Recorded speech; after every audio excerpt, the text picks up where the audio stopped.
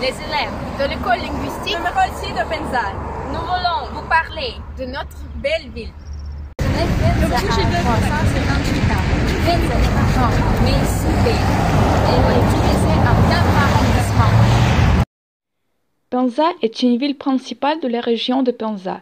Elle est située dans la partie européenne de la Russie au sud-est de Moscou.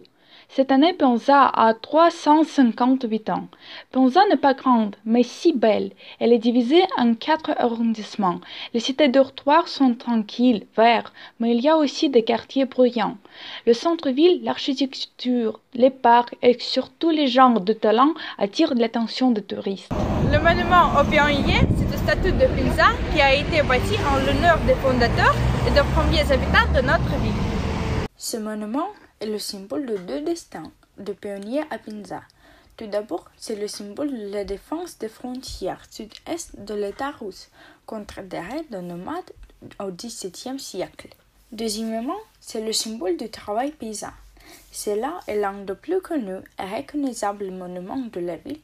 Ce témoin a été défini en 1980 par le sculpteur Kozenuk et l'architecte Komarov.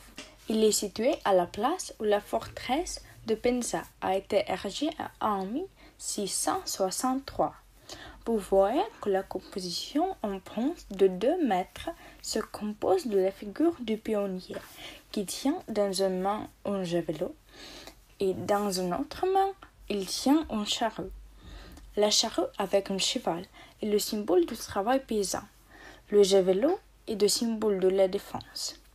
Derrière ce monument, vous pouvez observer la vue sur la partie est de notre ville.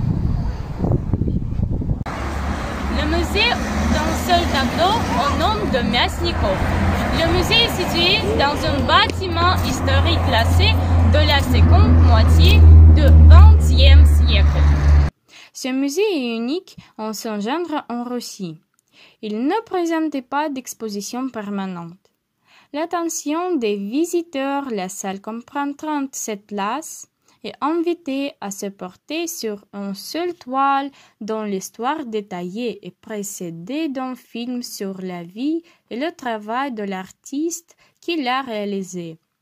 La séance dure 45 minutes. Il comprend également des diapositives sur la culture de l'époque à laquelle l'artiste a vécu. Les spectateurs font ainsi connaissance avec l'ensemble de son œuvre et avec ce tableau le plus représentatif. À la fin du film, un rideau s'ouvre et le tableau apparaît en public accompagné du texte explicatif et de musique. C'est la gloire de la terre Penzenskaya. Pierre Guevara, écrivain en français, a dit « Un peuple gentil, c'est lire ». Savoir lire, c'est savoir comprendre profondément le sens et le pouvoir des mots, voir les beautés d'un texte. Plusieurs poètes et écrivains de notre région ont fait la gloire du pays. C'est à leur vie, à leur création, à leurs œuvres que ce musée consacrait ses expositions, ses soirées littéraires, ses excursions. Les gens qui viennent souvent dans ce musée pour prendre connaissance de tel ou tel écrivain ou poète sont toujours impressionnés de ce qu'ils attendent et voyant. Dans ce musée, on peut relever l'information sur Lermontov et Belinsky, Kuprin, Zagoskin, Raditchev et plusieurs d'autres. L'histoire de la ville de la région est présentée dans le musée régional, situé au coin des rues Karl Marx et Krasnaya, au centre-ville. Plusieurs départements du musée vont découvrir l'évolution de la région et de la ville au fil du temps. On peut admirer une riche collection de la flore et de la faune de notre terre, apprendre le développement de l'agriculture et de l'industrie. Le musée régional dans large panorama de la ville, de l'activité des habitants, parle des grandes personnalités de la ville et de la région. On peut trouver l'histoire de chaque rue et même celle de chaque maison du centre historique. Le musée organise des soirées consacrées aux dates historiques et aux grands hommes de la terre Penzenskaya. Notre galerie de peinture, située sur la place soviétique du centre-ville, présente les tableaux et les sculptures de vieux maîtres russes, comme ceux des peintres contemporains. On peut admirer les chefs-d'œuvre des peintres et des sculpteurs étrangers, y compris certains travaux français du XVIIe-XVIIIe siècle. Ce qui me plaît surtout, c'est la peinture de maîtres de paysages urbains, de la nature, des sujets historiques, de la vie quotidienne, de la nature montre. Ils reproduisent la réalité. J'apprécie surtout le jeu de lumière sur leur toile, les ombres à l'arrière-plan. C'est en gris, bleu, vert, marron. C'est magnifique. J'observe avec plaisir des portraits. En outre, la galerie organise les soirées de la musique classique, des conférences, des expositions temporaires qui attirent le sort intellectuel de la ville. La cathédrale Spasskii à Penza est un monument magnifique de l'architecture à l'ère du classicisme. La cathédrale était construite de 1800 à 1824.